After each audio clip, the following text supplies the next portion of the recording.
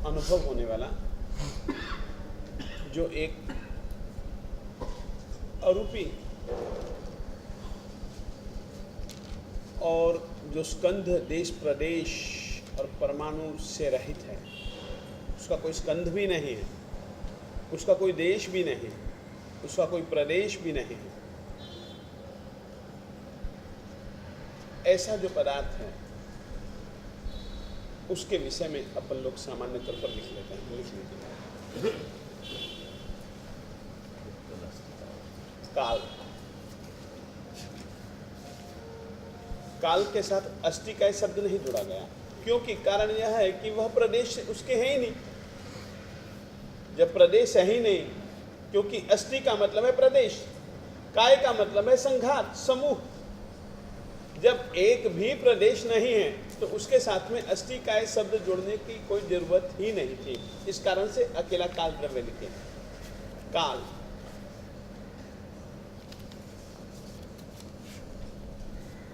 द्रव्य की अपेक्षा से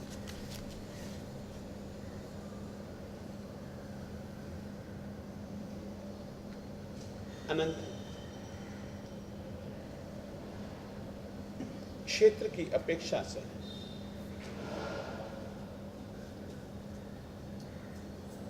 मात्र अधिद्वीपवर्ती,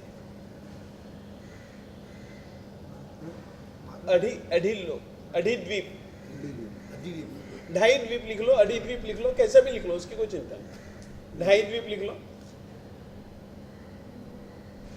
काल की अपेक्षा से क्षेत्र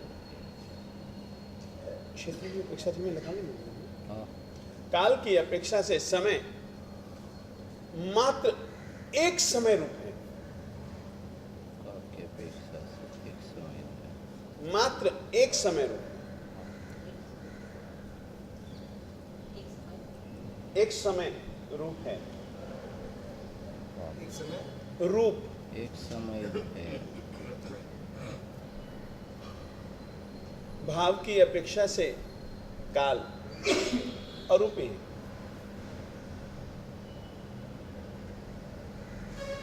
यानी कि वर्ण गंध रस और स्पर्श से रहित है।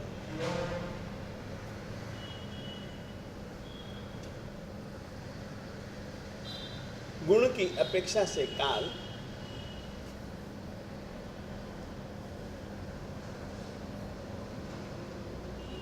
वर्तना गुण वाला है। वर्तना लिख लीजिए। वर्तना, वर्तना, व त के ऊपर र, वर्तना गुण वाला है। अब अपन लोग समझें,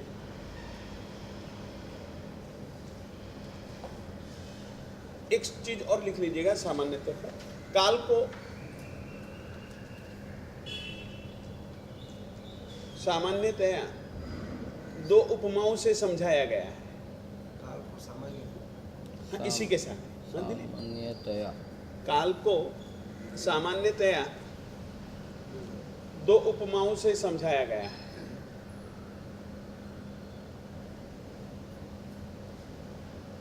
एक उपमा है पल्य की। पल्य, पल्य, पल्य यानी कि कुआं। दूसरी उपमा है सागर की। सागर, इसीलिए पल्योपम सागरोपम। अब काल को अपन लोग थोड़ा सा समझें। सबसे पहले काल क्या चीज है उसको समझें। गुण है इसका वर्तना। काल का गुण क्या है? वर्तना। पहले अपन वर्तना को समझें। महाराज, ये चश्मा आपके पास में एक कितने समय से है? कोई भी पूछ सकता है। ये चश्मा आपके पास में कितने समय से है? कितने समय, इस शब्द का इतना ही अर्थ होता है कि आपके पास में यह चश्मा जो है ना, इसके ऊपर कितना काल, कितना समय व्यतीत हो चुका है, कितना समय है, कितना समय व्यतीत हो चुका है। तो मैं कह सकता हूं कि भैया ये चश्मा मेरे पास में 7 दिन से है। तो वो किस कारण से मैं 7 दिन, महाराज तुम कितने साल के हो, मैं कह सकता हूं कि मैं इतने साल का हूं, मैं 60 साल का हूं, मैं कह सकता हूं। क्यों? 60 साल मुझ पर से वर्तित हो चुके हैं, इसीलिए काल वर्तना गुण वाला कहलाता है। और हर चीज के ऊपर ये काल वर्तित चलता रहता है, होता रहता है। वर्त शब्द से वर्तमान जो है ना, वर्तमान का मतलब क्या है? वर्तमान का मतलब है जो चालू है, तो यानी कि वह चालू ही रहता है, परंतु फिर भी कहां पर? केवल अढ़ी द्वीप। यहां अढ़ी द्वीप का मतलब कुछ जुदा है। अढ़ी द्वीप में रहना, इसका मतलब कुछ जुदा है। आप लोगों को यह बताएं, अढ़ी द्वीप जो है वो मध्यलोक में है, अधोलोक में नहीं है, ऊर्ध्वलोक में नहीं है। हाँ, ये जो ज्योतिष के देवता है, जिसको कि अपन लोग सूर्य, चंद्र, ग्रह, नक्षत्र, तारा ये कहते हैं, ये हमारे अढ़ी द्वीप में है, यानी कि मध्यलोक में है। अढ़ी द्वीप में ये रहने वाले जीवों को दिखते हैं।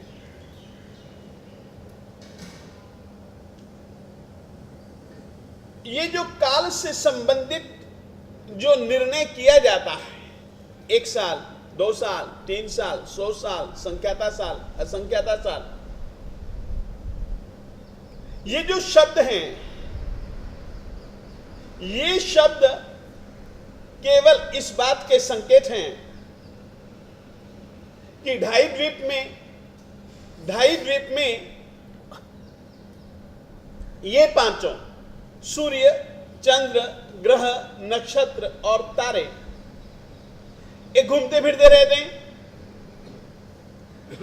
एक सूत्र है तत्वार्थ सूत्र में, तीसरे अध्ययन का, जहां तक मेरा ख्याल है सूत्र है, मेरु प्रदक्षिणा नित्य गतयो नृलोके। नृ यानी कि मनुष्य लोक में मेरु प्रदक्षिणा नित्य गतयो, मेरु पर्वत की हमेशा प्रदक्षिणा शब्द का अर्थ समझते हो? प्रदक्षिणा शब्द का अर्थ समझते हो? 2 हिस्से हैं, मेरे 2 विभाग हैं, ये वाम, ये दक्षिण। अब देखिएगा, मैं धम्मत हूं, मैं यहां बैस नहीं यार,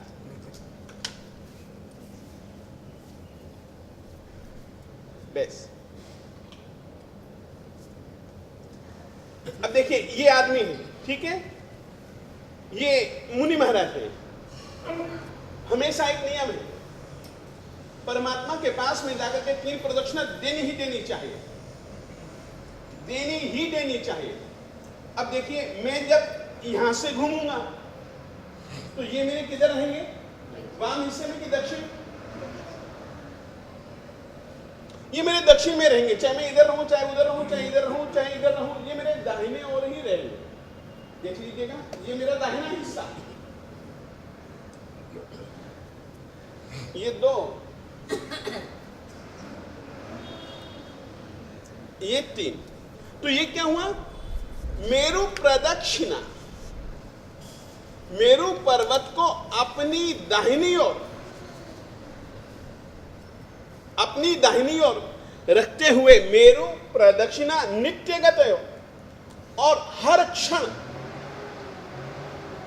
ऐसा नहीं है कि दिन में, ऐसा नहीं है कि रात में। जैन परंपरा यह मानती है कि ये जो 5 ग्रह हैं, सूर्य, चंद्र, ग्रह, नक्षत्र, तारे, ये जो 5 प्रकार के ज्योतिष के देव हैं, ये नित्य गतयो, हर क्षण गति करते ही रहते हैं, मेरु पर्वत को अपनी दाहिनी ओर रखते हुए। और नृलोके, ये शब्द और भी ज्यादा कीमती है, समझने जैसा है। हम केवल ढाई द्वीप को मनुष्य क्षेत्र कहते हैं। नृ यानी कि मनुष्य, हम केवल अधिद्वीप को ही, अधिद्वीपवर्ती जो क्षेत्र है उसी को ही अपन लोग नृलोक, मनुष्य लोक कहते हैं। तो मनुष्य लोक में ये जो पाए जाने वाले 5 जो ज्योतिष के देवता हैं, सूर्य, चंद्रमा, ग्रह, नक्षत्र और तारे, ये नित्यगत मेरु पर्वत को अपनी दाहिनी ओर रखते हुए हर क्षण गति करते रहते हैं। गति करते रहने के कारण से क्या होता है, मिनट बनते हैं, घंटे बनते हैं, दिन रात बनते हैं, ये सब उसके कारण से बनते हैं। ओ प्रसन्न चंद्र, अभी लिखो मत। दूसरी बात तुमको मैं यह कहना चाहता हूं, सूर्य, चंद्रमा, ग्रह, नक्षत्र, तारे केवल नृलोक में ही नहीं है,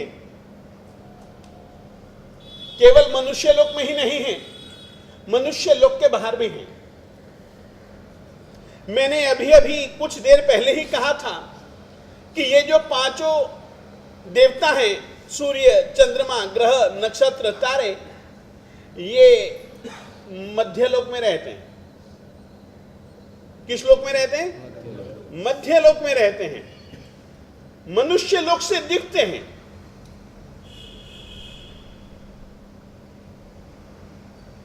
मनुष्य जिस लोक की परिभाषा मैं तुमको कल लिखवा चुका हूं, लोक की परिभाषा मैं तुमको लिखवा चुका हूं। लोक के जिस हिस्से में मनुष्य रहते हों, लोक के जिस हिस्से में मनुष्य न पाए जाते हों, 2 विभाग हो गए। मनुष्य लोक शब्द से 2 विभाग हो गए। लोक किसको कहा जाता है?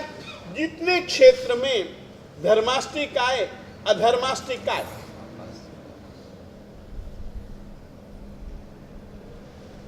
पाए जाएं, उतने हिस्से का नाम लोक। मनुष्य लोक, मनुष्य जिस क्षेत्र में, यानी कि मनुष्य गति नाम कर्म के उदय के कारण जिसने एक विशेष, जिसको कि हम मनुष्य कह सकें, ऐसी पर्याय जिस जीव ने पाई हो, वह मनुष्य कहलाता है। फिर से कह देना चाहता हूं, मनुष्य गति, मनुष्य आयुष्य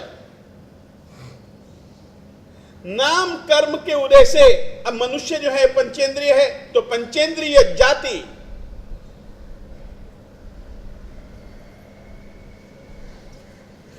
इनके सिवाय और भी हैं बहुत सारे कुछ, उनकी चर्चा मैं अभी तुम लोगों से नहीं कह रहा हूं। मनुष्य गति, मेरे इस गति में जहां पर कि आने के बाद में लोग मुझको मनुष्य कह सके, मुझको ऐसी पर्याय प्राप्त हुई। मनुष्य आयुष्य, मैं मरूंगा तो लोग कहेंगे कि ये धर्म धुरंधर आदमी था, धर्म धुरंधर मानव था, मनुष्य था, और मनुष्य आयु मेरी पूरी हुई।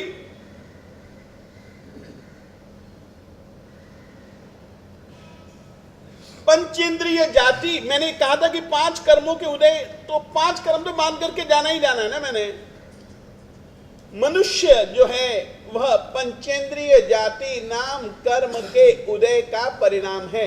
इसीलिए मुझको 1, 2, 3, 4, 5, ये 5 इंद्रियां मुझको प्राप्त हुई।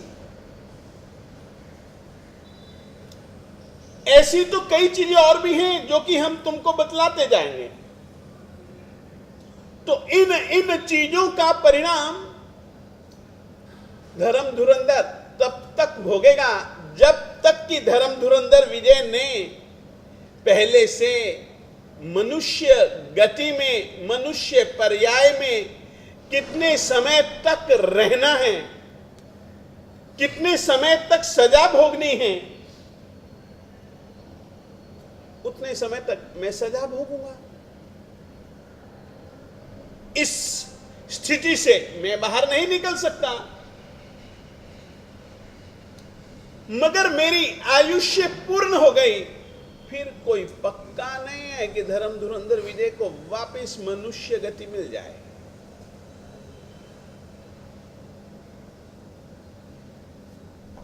अतः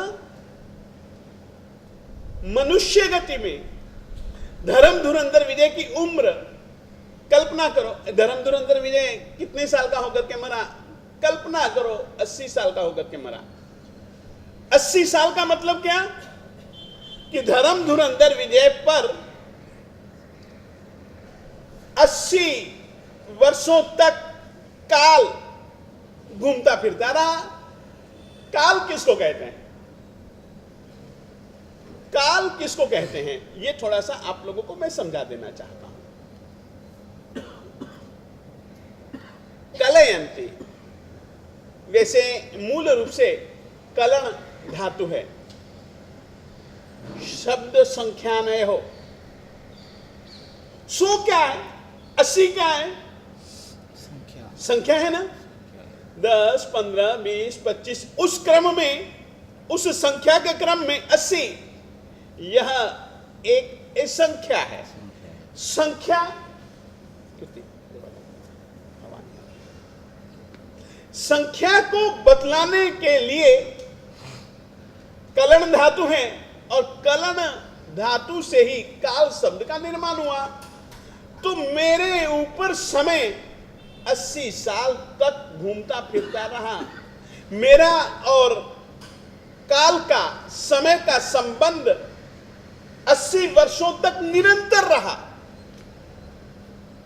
तो काल मुझ पर रहा। काल कोई भी क्षण ऐसा नहीं होगा, 80 साल का यदि मैं होकर के मरता हूं तो 80 साल के समय में किसी भी समय काल मुझ पर विद्यमान न रहा हो, ऐसा नहीं हो सकता। इसीलिए इसका नाम काल। तो यह जो 80 साल की जो गिनती है,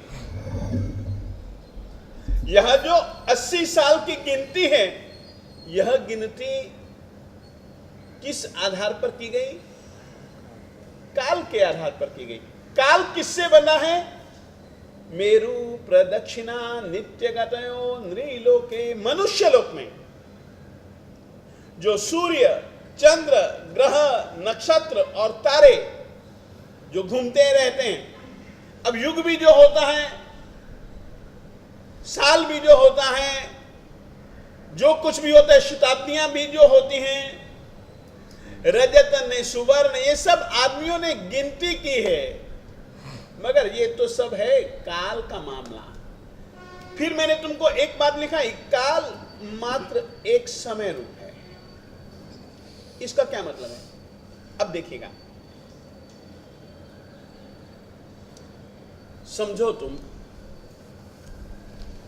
एक दिन को तुम एक समय समझो।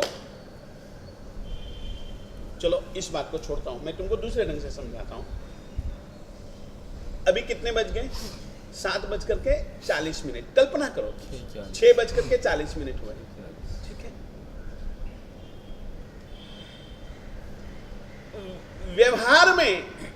व्यवहार में हम समय के 3 विभाग करते हैं: भूतकाल, भविष्यकाल, वर्तमान काल।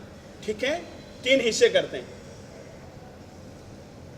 जबकि जैन परंपरा में निश्चय दृष्टि से समय मात्र वर्तमान काल है। कारण भूतकाल विनष्ट हो चुका। अभी क्या 6:35 के समय को आप ला सकते हैं? विनष्ट। और 6:45 के समय को क्या इस समय आप ला सकते हैं? अनुत्पन्न, उत्पन्न ही नहीं है।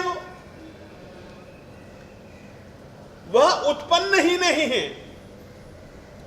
समय मात्र वर्तमान चालू, बस एक समय। इसीलिए हम लोगों ने, यानी कि मालिकों ने समय के विषय में ये कहा कि भी समय मात्र एक काल जो है मात्र एक समय रूप है। भूत विनष्ट हो चुका, भविष्य उत्पन्न नहीं है, अभी यदि विद्यमान है तो मात्र काल विद्यमान है, क्योंकि मेरे ऊपर बीत रहा वह एक समय रूप है। बैठ के अच्छे ढंग से। अधिद्वीप के विषय में भी मैंने बतला दिया। अधिद्वीप में ये घूमते हैं। अधिद्वीप के बाहर भी सूर्य, चंद्रमा, ग्रह, नक्षत्र, सितारे हैं। वे अचर हैं, यानी कि स्थिर है। घूमेंगे फिरेंगे तो ही तो दिन और रात होगा। घूमते ही नहीं है तो वहां पर न दिन है न रात है। फिर एक चीज और हम आपको बतला देना चाहते हैं।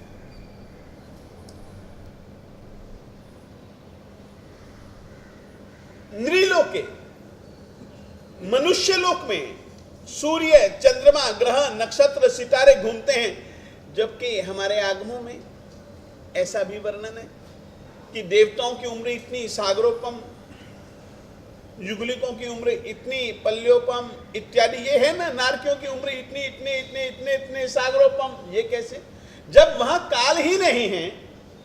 नृलोके, काल का जो हिसाब किताब है वो मनुष्य लोक में, और मालिक लोग देवताओं की उम्र बतलाते हैं कि इतने इतने सागरोपम है। युगलिकों की उम्र बतलाते हैं इतने इतने पल्योपम है।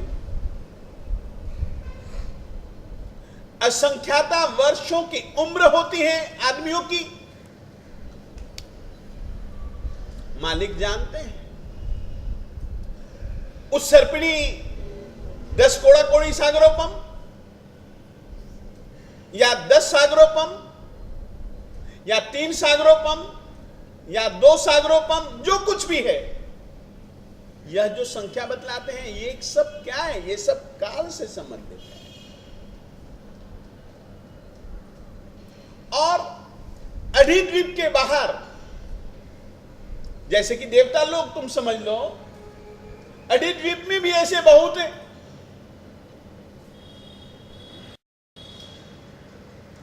जो कि जिनकी उम्र का वर्णन है, वनस्पति की उम्र का वर्णन है हमारे दंडक में,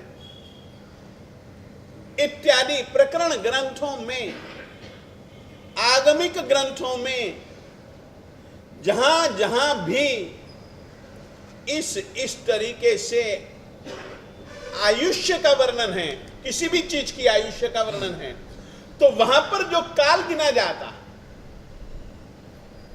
जैसे कि 10 कोड़ा कोड़ी पल्योपमों का एक सागरोपम, एक नियम है।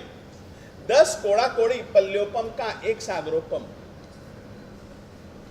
और 7वीं नरक के नारकी की जघन्य आयु 31 सागरोपम, उत्कृष्ट आयु 33 सागरोपम।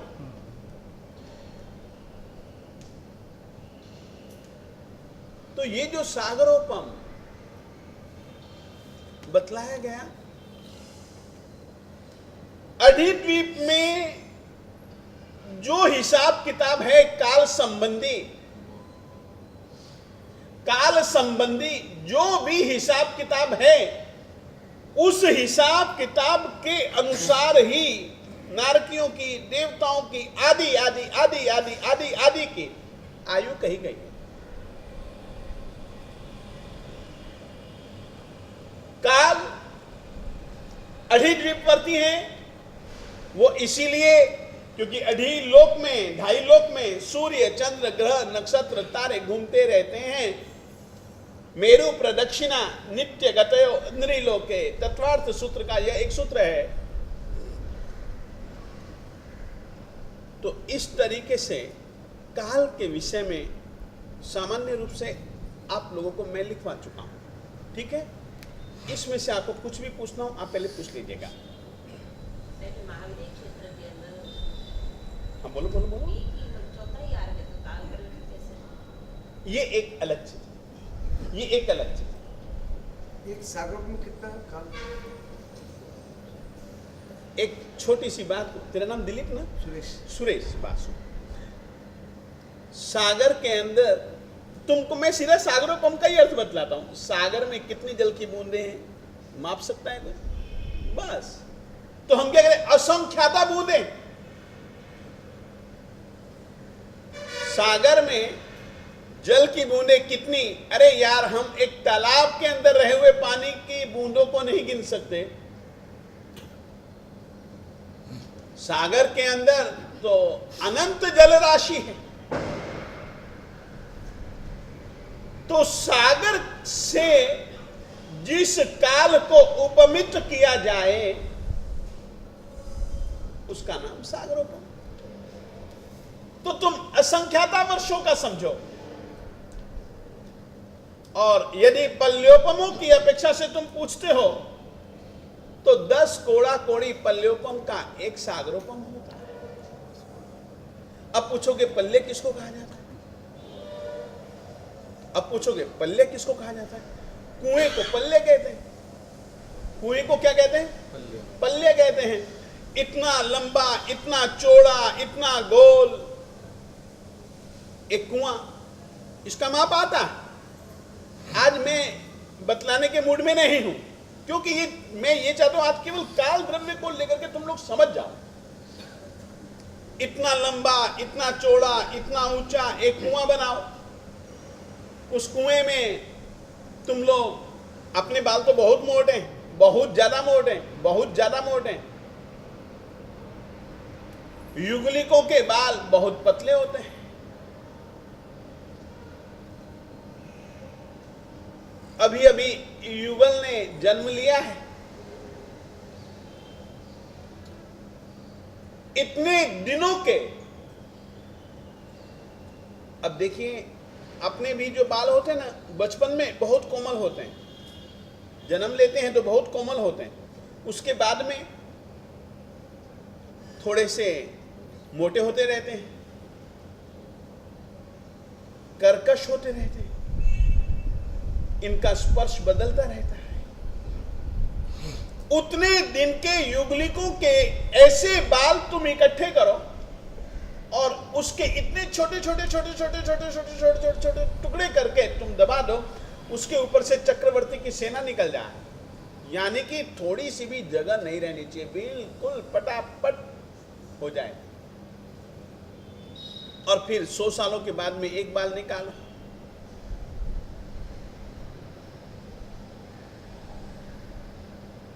जितने समय में वो कुआं खाली होगा उसका नाम है एक पल्योपम। 10 कोड़ा कोड़ी पल्योपमों का एक सागरोपम। तुम समझ लो काल कैसे अनंत है। तो यानी कि पल्योपम और सागरोपम का भी जो हिसाब किताब मालिकों ने बतलाया, वह इस नृलोके मनुष्य लोक की अपेक्षा से, मनुष्य लोक में घूमने वाले सूर्य चंद्र, हम दिन हो गया रात हो गया किस कारण से कहते हैं? सूरज का उदय हुआ, दिन हुआ, सूर्य का अस्त हुआ, रात हुई। दिन और रातों से सप्ताह बनते हैं, सप्ताहों से पक्ष बनते हैं, पक्षों से मास बनते हैं, मासों से महीने, मासों से साल बनते हैं, सालों से जिंदगी बनती है। तो इस तरीके से काल के विषय में मैंने सामान्य रूप से जितनी आवश्यकता मैं महसूस करता था उतनी जानकारी दी। आपको कुछ भी पूछना हो पूछ सकते हैं। द्वीप के बाद क्या कहा? ढाई द्वीप के बाद जो सूर्य वगैरह नक्षत्र स्थिर है, हाँ जी, तो वहाँ पे जहाँ पे सूर्य दिखेगा वहाँ तो हमेशा दिन ही रहेगा। हाँ, वहाँ काल परिवर्तित वहाँ चंदा भी दिखेगा तुमको, जहाँ सूरज दिखेगा ना वहाँ चंदा भी दिखेगा। मगर देख जयंती, इस विषय को अगर तुम ना छुओ तो मैं तो चलो इस विषय को ले लूंगा। मैं ये चाहता हूँ कि जो मैंने लिखाया है ना उसमें से तुम पूछो, ताकि ये विषय स्थिर होगा ना वो विषय तो एक डेढ़ वाक्य का ही है, उसमें तुम समझ जाओगे जी। ढाईदीप के बाद काल नहीं, ढाईदीप के बाद काल नहीं, वर्तित होने वाला काल नहीं, निश्चय काल व्यवहार काल नहीं। वो तो है, वो हम मना करते ही नहीं है। और एक अपेक्षा से बोले काल को एक प्रदेश से कहने में कोई आपत्ति? एक प्रदेश वाला हम नहीं कहेंगे, क्योंकि उसका स्कंद देश प्रदेश होता ही नहीं। अब तुम एक प्रदेश की बात करते हो तो फिर वो तो परमाणु रूप हो जाएगा। स्कंद होगा तो प्रदेश होगा ना, स्कंद ही नहीं है। इसलिए मैंने पहले ही कह दिया कि अरूपी अजीव द्रव्य में से धर्माष्टिकाय, अधर्माष्टिकाय, आकाशाष्टिकाय, ये अरूपी अजीव द्रव्य है। काल की संख्याओं को जो लेते हो काल्पनिक मानेंगे? काल्पनिक नहीं, मालिक ने बताया है, क्योंकि व्यवहारिक दृष्टि से काल के 3 रूप, भूत, वर्तमान, भविष्य, ये व्यवहारिक अपेक्षा से कह रहा हूं। यहां पर जो मैंने लिखाया है, जो है सो है, और क्यों नहीं है ये भी मैंने बतला दिया। भूतकाल विनष्ट हो चुका है, विनष्ट अनुत्पन्नत्वात् कालः एक समय रूप जीवा जीवा विगम में ऐसा पाठ है। तो विनष्ट भूतकाल, यानी कि आप एक समय के पहले के समय को भी पकड़ करके नहीं ला सकते, वो विनष्ट हो गया, नष्ट हो गया। आने वाला काल आप उत्पन्न नहीं कर सकते हो इस समय, तो विनष्ट अनुत्पन्नत्वात्।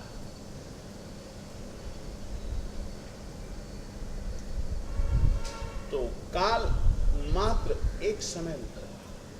बैठ के भैया कुछ भी पूछना हो पूछ सकते हो। हाँ, यहाँ पर अजीब लोग और मनुष्य लोग एक ही चीज है। मनुष्य लोग बहुत बड़ा है मां। अधिद्वीपवर्ती ही जो हमने काल लिखा है, वो केवल मनुष्य लोक में से 2.5 द्वीप में ही ये समय का गणित है। जैसे सूर्य चंद्र घूमते हैं मनुष्य लोक में, मध्य लोक में, दिखते हैं मनुष्य लोक से, तो उससे क्यों नहीं? हाँ देखिए, बाहर भी दिखते हैं मनुष्यों को, जो दिखते हैं, क्योंकि मनुष्य ने 2.5 द्वीप के बाहर तो रहना ही नहीं। मनुष्य ने 2.5 द्वीप के बाहर नहीं रहना है, अधिद्वीप के बाहर नहीं रहना है, अधिद्वीप के बाहर जन्मना नहीं है।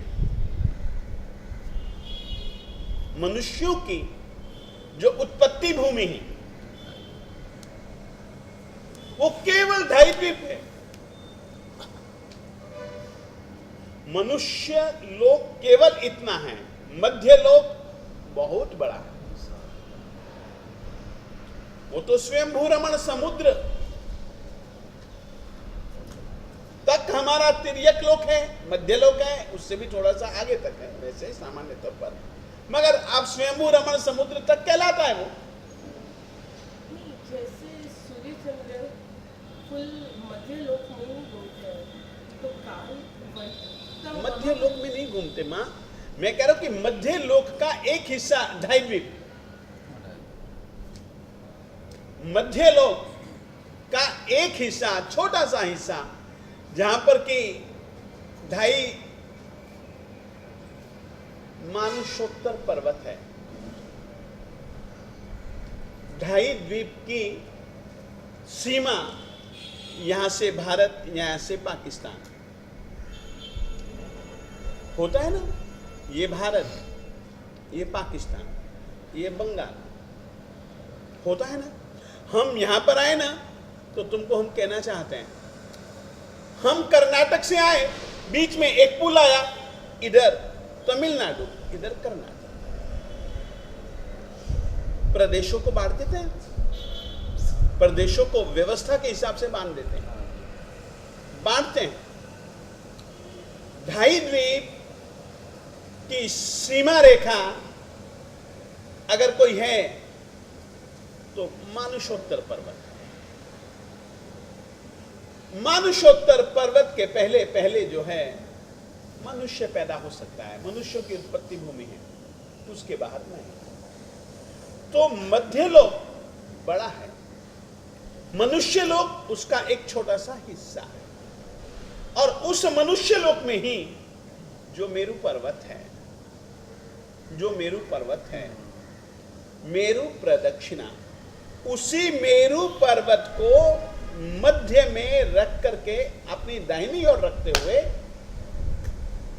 नित्य गतयो हर क्षण गति करने वाले ये 5 सूर्य, चंद्रमा, ग्रह, नक्षत्र, सितारा। इसलिए सिर्फ मनुष्य लोक में ही काल वर्तित है। हाँ, मध्य लोक में वर्तित नहीं है। मध्य लोक में मां वर्तित, मैंने कहा ना कि अधिलोक में जो गणित है काल का, वो गणित के आधार पर ही देवताओं की, नारकियों की, युगलिकों की इत्यादि, जिसको कि हम असंख्याता वर्ष के कहते हैं, उनके लिए मां है।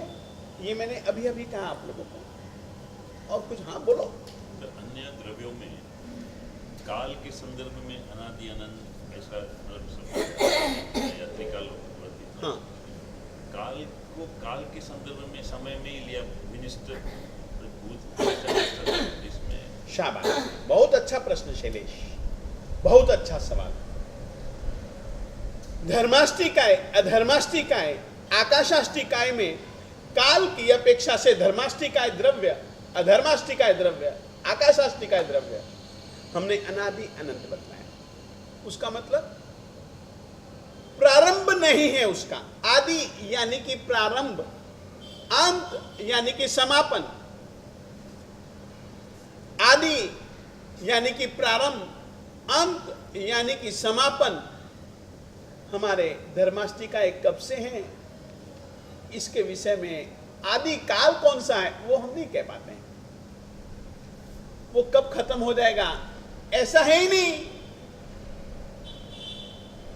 वो तो शाश्वत है, सनातन है, अक्षय है, अव्यय है और अनादिकाल से है और अनंत काल तक रहेगा। इसका मतलब केवल इतना। अच्छा, काल के विषय में जब हम कहते हैं तो भूत विनष्ट है, भविष्य अनुत्पन्न है, पैदा नहीं होगा इस कारण से। और कहिएगा, बोलो धीरे। काल का हिसाब किताब हम लोग डायरी में रखते हैं, पर व्यतीत तो पूरे लोग में होता है। क्या करें? व्यतीत तो पूरे लोग में होता है। इसीलिए तो कह रहा हूं ना कि वो वर्तना गुण वाला, वर्तना गुण वाला। अब देवताओं के ऊपर भी काल है, नारकियों के ऊपर भी है, हर एक द्रव्य पर है। यह है तो फिर सिर्फ 2.5 दिन पहले क्यों बोलते हैं? वो कारण यह है कि दिन रात का हिसाब किताब जो तुम उम्र गिनते हो कि इतने पल्योपमों की उम्र है युगलिकों की, इतने सागरोपम की उम्र है देवताओं की, नारकियों की, किस आधार पर? गिनती के आधार तो बस काल का मतलब ही गिनती है ना यार। मैंने कहा ना काल शब्द, अगर सिर्फ गिनती है तो उसको द्रव्य क्यों? तुम लोग द्रव्य को मात्र ठोस मत समझो। नहीं, तत्व क्यों बोलते हैं? तो सिर्फ गिनती है। तत्व का मतलब क्या है? एक सेकंड, मैंने सबसे पहले तुमको तत्ववाद की परिभाषा लिखाई थी।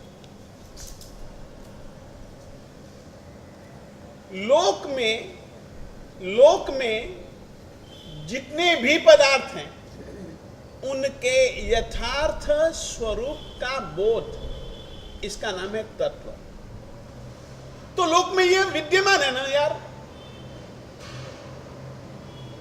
लोक में काल विद्यमान है ना। काल का हमको गुण सभी पदार्थों पर नजर आता है। काल का जो गुण है वर्तना गुण, ठीक है, समय यहां के हिसाब से है।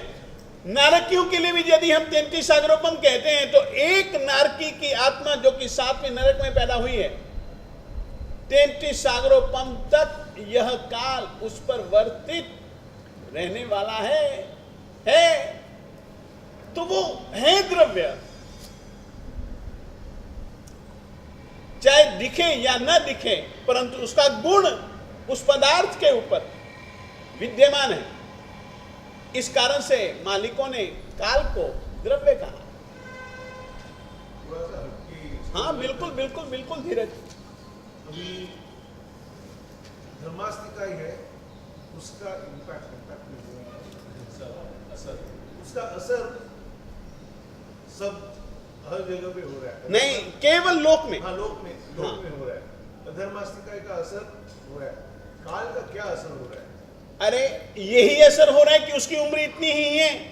वो तो सिर्फ मेजरमेंट है ना, वो तो सिर्फ बस ये जो तुम मेजरमेंट जिसको कहते हो, वही तो काल का हिसाब है। मेजरमेंट आप जो किसके हिसाब से करते हैं? समय के हिसाब से ही करेंगे ना। तो काल इतने समय तक उसके ऊपर, इतने वर्षों तक उसके ऊपर चालू रहा, 80 साल तक चालू रहेगा, अभी 60 साल तक चालू रहा। उसका प्रभाव वह जितने समय तक बीत गया, तो इस मनुष्य पर्याय किया। इस मनुष्य पर्याय में धर्म धुरंधर कितने सालों का है, कितने साल इस द्रव्य को इस अवस्था में, इस पर्याय में बीत गए, ये तो वो वर्तित रहा ना। तो इस कारण से काल द्रव्य है।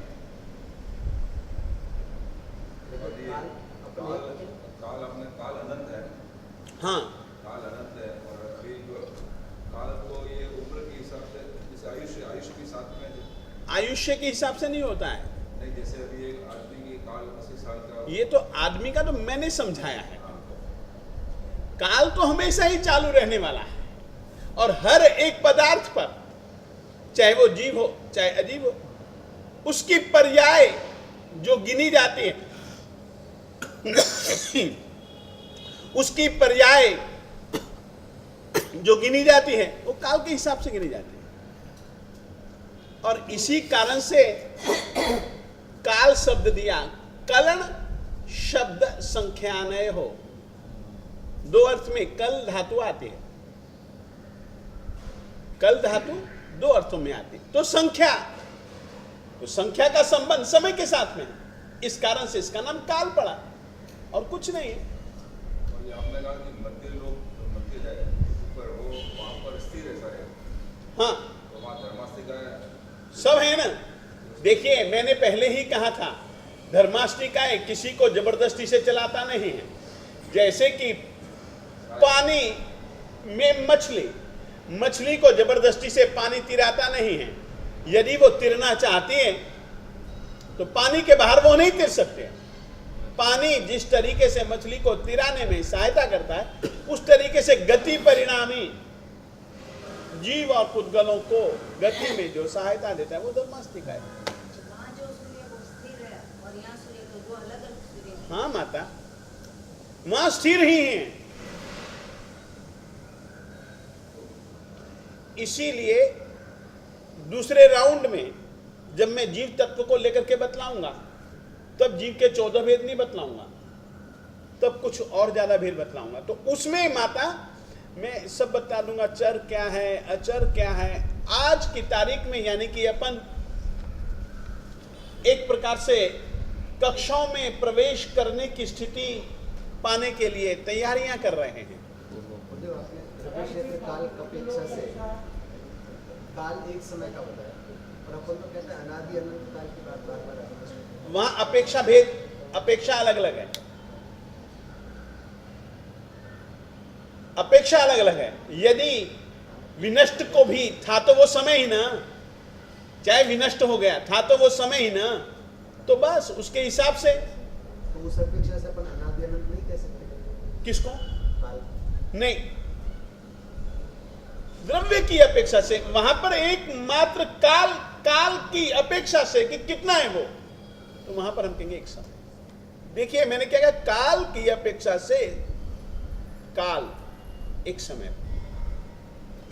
देखिए मैं एक छोटी सी बात कह देना चाहता हूं। इस समय मैं जो शब्द बोलता हूं ना, वो बहुत नपे तुले, और मुझको पता है कि मैं एक जिन मत का विद्यार्थी हूं, और जिन मत को लेकर के मुझको तुम लोगों ने एक डिक्टेशन देने का एक अवसर दिया, और वो मैं उस हिसाब से कि मुझको क्या लिखाना है क्या नहीं, एक एक शब्द में बहुत सावचेती से लिखाने की कोशिश करता हूँ। इसमें भी गलतियां होती हैं, फिर भी मैं छूट जाता हूँ, वो इस कारण से कि आगे बतलाऊंगा, अभी तुम्हारा वो स्तर नहीं है। कुछ चीजें, अधिकतर जो चीजें मैं इस समय लिखवा रहा हूं ना, वो मूलभूत चीजें, वो चीज आखिर तक रहने वाली है। फिर इसका विस्तार आएगा, थोड़ा थोड़ा सा हम विस्तार भी करेंगे, ऐसी कोई बात नहीं है। जैसे कि मैंने अभी कहा, वो जीव के विषय में बहन ने पूछा कि चर अचर ये हैं, अभी तो बस तुम यही समझो कि ये जो काल है ना, वो 2.5 द्वीप है, बस इतना समझ करके चलो। बस सूर्य चंद्र ग्रह नक्षत्र सितारे इसी में घूमते हैं, तो उसके हिसाब से ये युग है, न वो है, न ते हैं, न ये साल है, वो सब इसके हिसाब से समझो। मगर जब काल का हम विस्तार से खोल करके जब अपन लोग विचार करेंगे, तब और आगे बढ़ेंगे, इससे और आगे बढ़ेंगे। और ये अड़ीदीप इसको कैसे डिफाइन किया? अड़ीदीप का नाम कैसा है? अड़ीदीप। हाँ, द्वीप किसको कहते हैं? बीच में स्थान हो, उसके चारों तरफ समुद्र हो, उसको कहते हैं द्वीप। द्वीप शब्द जो बनता है ना, द्वि यानी कि दो, जिसके पूर्व पश्चिम उत्तर दक्षिण दोनों तरफ सागर ही सागर है, बीच में एक टापू है, इसका नाम है द्वीप।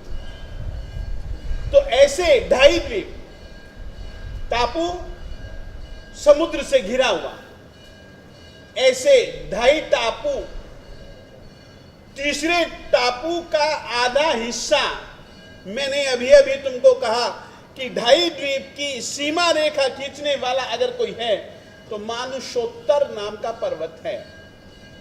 ठीक आधा क्षेत्र को एक शब्द आता है रमेश, पुखर वर दिवड्ढे धायई संडे अ जम्बू दीवे अ। तो वो जो पुष्कर वर नाम का पूरा द्वीप है, टापू है, उसके आधे विभाग में हमारा मानुषोत्तर पर्वत है। इस कारण से 2.5 द्वीप हो गया, और कुछ नहीं। और कहिए क्या कह रहे?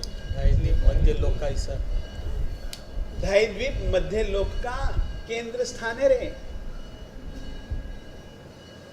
सबसे बीच में यही है। इस जम्बू द्वीप का भी केंद्र स्थान में एक जम्बू नाम का पेड़ है, इस कारण से इसका नाम जम्बू द्वीप पड़ा है।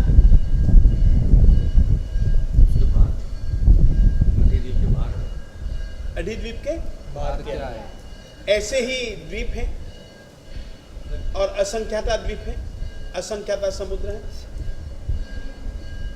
काल का क्षेत्र अढ़ीद्वीप लिखा है। हाँ माता, काल का क्षेत्र अढ़ीद्वीप, और वहाँ पे वर्तिक काल, बाहर भी काल तो है, लेकिन उसकी गिनती यहाँ के हिसाब से बिल्कुल सही लेकिन काल लोक तक है। काल लोक यानी कि 14 रज्जु लोक में जितनी भी चीजें वर्तता है, आलोक में नहीं। और कहिए। जो 20 विहरमान के जो कहते हैं उसके बारे में, 20 विहरमान कहते हैं, जो वहाँ पर मनुष्य लोग हैं। हाँ हाँ बिल्कुल, तो इस तरह से स्वयं 20 विहरमान तीर्थंकर मनुष्य के रूप में, और जैसे 20 चैप्टर है, 20 विहरमान नहीं 32 विजय हैं। 32 जगह पर मनुष्य लोग हैं। 2.5 द्वीप के का बहुत छोटा सा हिस्सा महाविद्य क्षेत्र है रे। वहाँ पे हाँ। 5 भरत, 5 ऐरावत, 5 महाविद्य इत्यादि, ये गणित का भूगोल खगोल का विषय, और मैं भूगोल में बहुत बहुत बहुत कमजोर हूँ, परंतु सामान्य रूप से मैं यह जानता हूं कि यह उसका हिस्सा है। और कुछ भी काल के और पुद्गल के विषय में आपको कुछ भी पूछना हो, देखिए 2 द्रव्यों के विषय में मैं कह रहा हूं, अजीब तत्व है उसमें से षड द्रव्य में से पुद्गल और काल के विषय में आप कुछ भी पूछना चाहे पूछ सकते हैं। मनुष्य शब्द जैसा कहते हैं, मनुष्य बल पर भी है।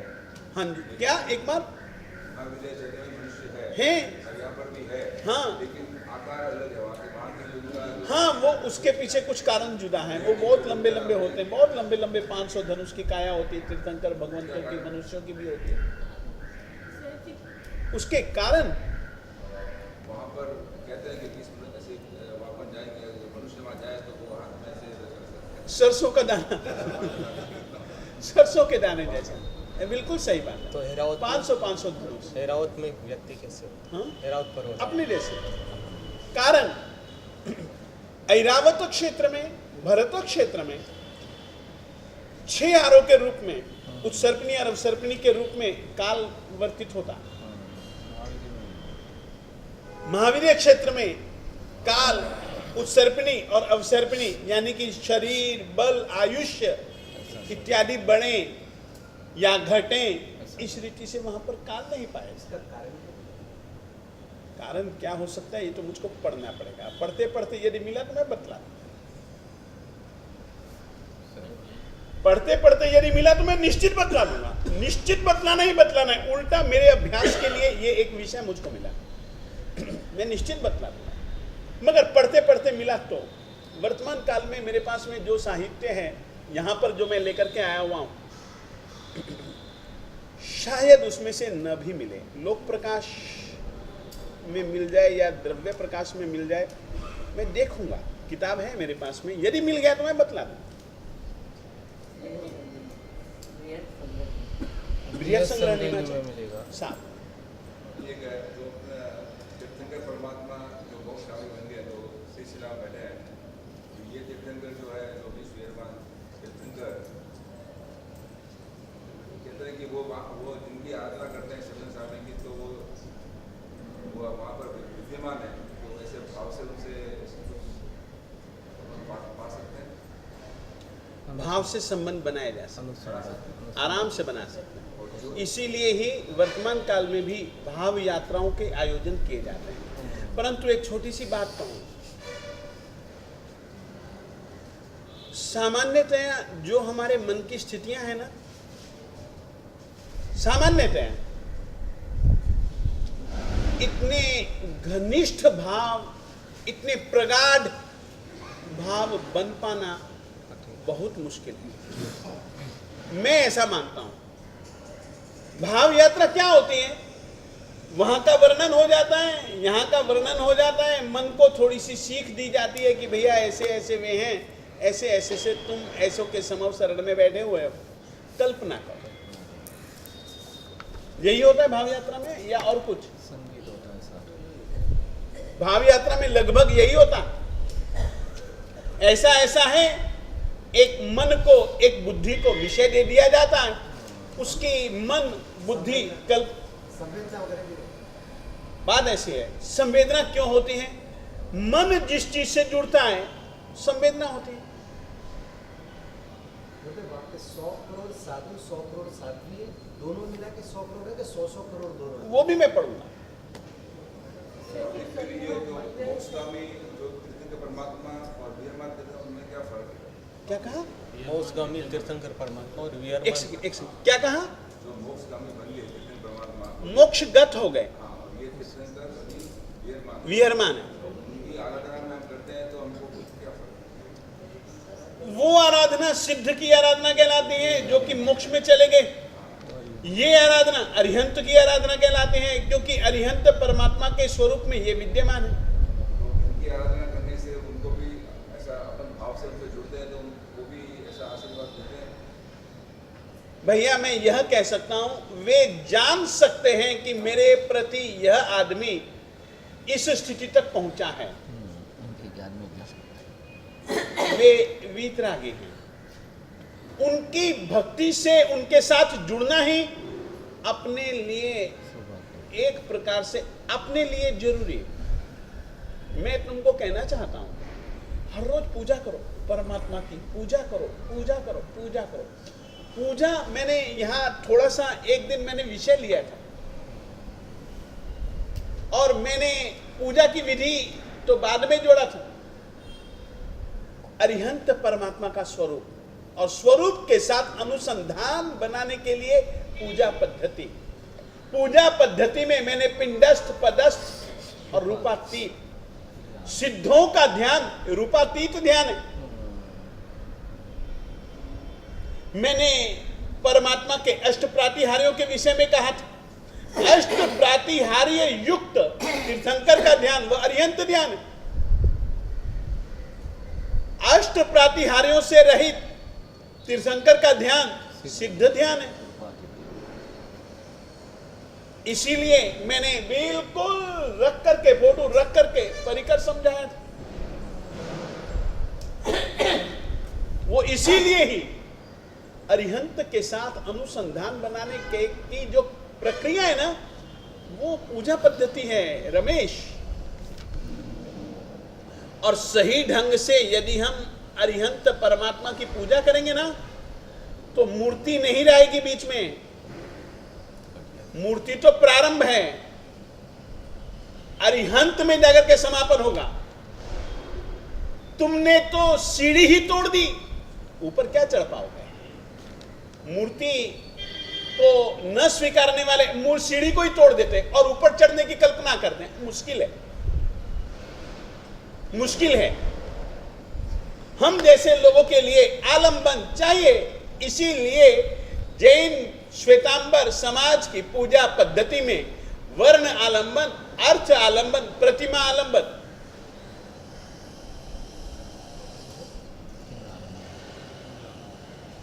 इसके लिए मैं थोड़ा सा नीचे बैठना चाहूंगा। देखिएगा,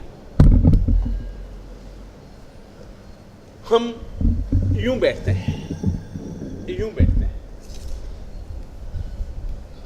यूं बैठते हैं, ठीक है? हम यूं बैठते हैं, है ना? यूं बैठते हैं, नमुत्थुनम स्तोत्र बोलते हैं, बोलते हैं ना? नमुत्थुनम में क्या है? नमुत्थुनम में क्या है? अक्षर है ना। अक्षर को वर्ण विज्ञान कहा जाता है, वर्ण कहा जाता है। वर्णमाला हम शब्द नहीं देते क्या? हम क्या शब्द देते हैं? अ आ इ ई उ ऊ री री ली ली ए ऐ ओ औ अम अह क ख ग घ ङ च छ ज झ य ट ठ ढ ढ ण त थ द द न प फ ब भ म य र ल व श श स ह। इनको हम क्या कहते हैं? वर्णमाला कहते हैं ना। वर्णमाला में जो और कुछ नहीं है ना, वर्ण आलंबन, यानी कि अक्षरों का सहारा लिया जाता है। इसीलिए शब्द दिया वर्ण आलंबन। आप शब्द बोल रहे हैं। नमुत्थुनम क्या है? जम किंची क्या है? जय विरय क्या है? ऊसग्रम स्तोत्र क्या है? अरिहंत परमात्मा की स्तुति में हम मंदिर जी जाते हैं। विश्व भव्य जनाराम कुल्या तुल्या जयंतितः देशना समये वाचः श्री संभव जगतपते।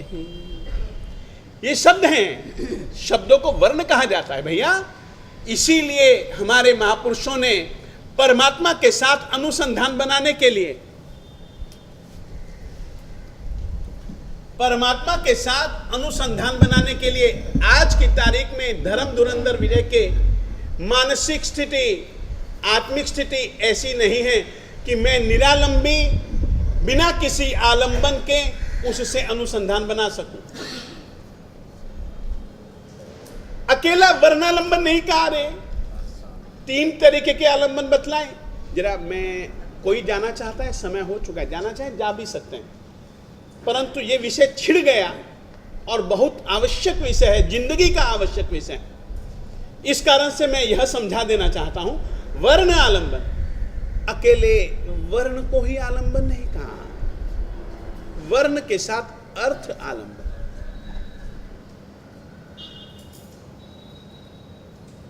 अकेले शब्द यदि बिना अर्थ के, अब जैसे कि तू अच्छी इंग्लिश बोलता, तूने वहां पर, मैं गया था सुले, तो तूने इंग्लिश में बोला था, ठीक है ना? मैं नहीं समझा, वर्ण समझा, वो सब समझ गया, अर्थ नहीं समझा। अर्थ नहीं समझा। तो तूने क्या कहा, क्या मेरे पल्ले पड़ा? नहीं पल्ले पड़ा। परमात्मा के साथ संबंध बनाना हो, स्तुति पाठ बोलो, वर्ण बोलो, उसके साथ में अर्थ का चिंतन करो।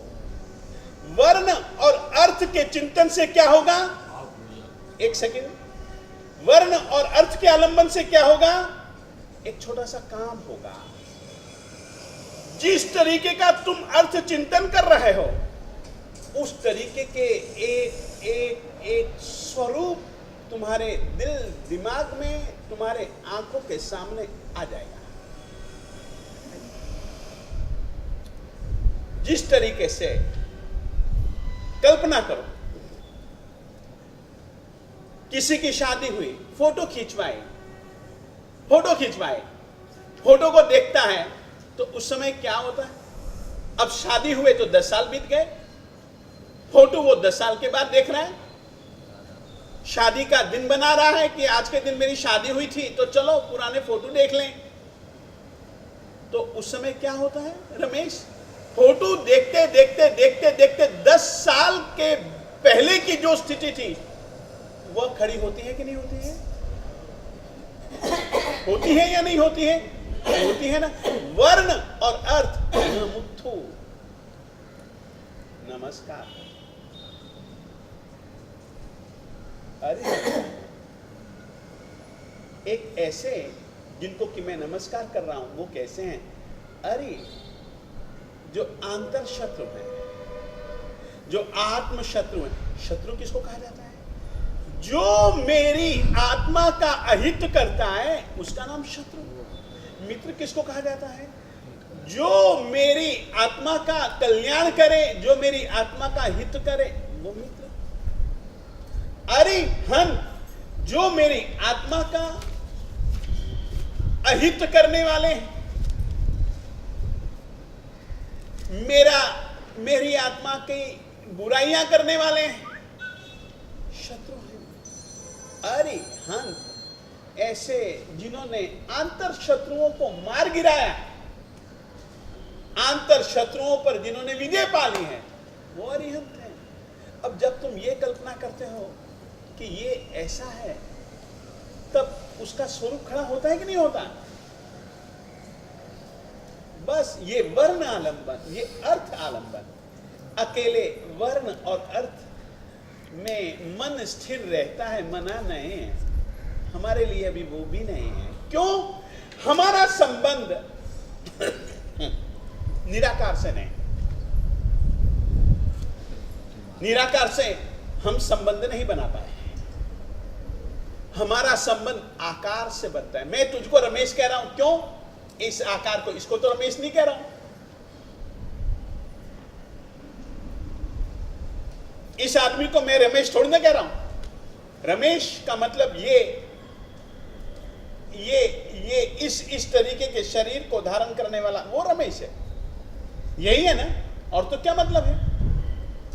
तो एक आकार आता है, एक आकार आता है ना। प्रतिमा में भी आकार है। बहुत बड़ी मनोवैज्ञानिक पद्धति से हमारे पूर्वाचार्यों ने ये पूजा विधान की संरचना की है। और ये बातें जो है ना, चिई वंदन महाभास है। चिई वंदन महाभास, चैत्य वंदन महाभाष्य, चैत्य वंदन महाभाष्य। एक तो चैत्य वंदन भाष्य है, एक तो जो हमारी समाज में प्रचलित है वो है। एक मैंने छपवाया है चैत्य वंदन भाष्य, मैंने भी छपवाया, छपा ही नहीं था। धर्म धुरंधर विजय को सौभाग्य मिला इस गुरु की मेहरबानी से, विजय समुद्र सूरी जी की मेहरबानी से। मेरा वो छप चुका। मेरा भाष्य त्रयम बिल्कुल जुदा छपा है। चैत्य वंदन, गुरुवंदन, पंचखान, तीनों भाष्य मेरे छप चुके हैं। वर्तमान काल में जो समाज में प्रचलित हैं उससे बिल्कुल भिन्न है। और उस पर काम करने के लिए धर्म धुरंधर विजय को चिई वंदन महाभाष देखना जरूरी था। मैंने पढ़ा। और संशोधक होने के नाते से एक आदत होती है, बड़ी खराब आदत होती है, बाल नहीं देखता है, बाल की खाल, खाल के नीचे की भी खाल उतारना, ये संशोधन प्रकृति है। उसमें सोचना बहुत पड़ता है, बहुत सोचना पड़ता है। अपने आप को देख करके सोचना पड़ता है कि ये करेंगे तो ये होगा, ये करेंगे तो ये होगा, ये करेंगे तो ये होगा। नीचे गहरे और ज्यादा और ज्यादा और ज्यादा थोड़ा सा खोजबीन ज्यादा होती है उसमें। और विशेष करके सबसे ज्यादा जो खोजबीन होती है वो शब्दों से होती है। जैसे कि मैंने काल के विषय में तुमको समझाया, बस शब्दों को लेकर के लड़त भिड़त होती है।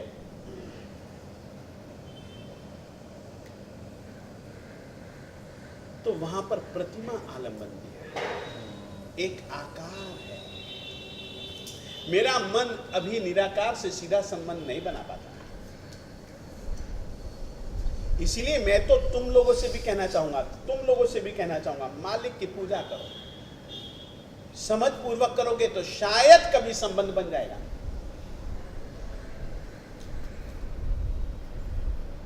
और 10 तरीकों में आलंबन तरीका, वर्ण आलंबन, अर्थ आलंबन, प्रतिमा आलंबन। अपने पूर्वाचार्यों ने तो बहुत अच्छी अरिहंत के साथ कैसे अनुसंधान बनाओ, सिद्धात्माओं के साथ कैसे अनुसंधान बनाओ, ये प्रक्रिया पद्धति प्रयोगात्मक रूप से दी है। हम नहीं करते हैं, हमको तो बस केवल तिलक लगाया, भाग गए, हो गई पूजा। नहीं, पूजा पद्धति एक बहुत अच्छा विषय है। ठीक, आज इतना रखें।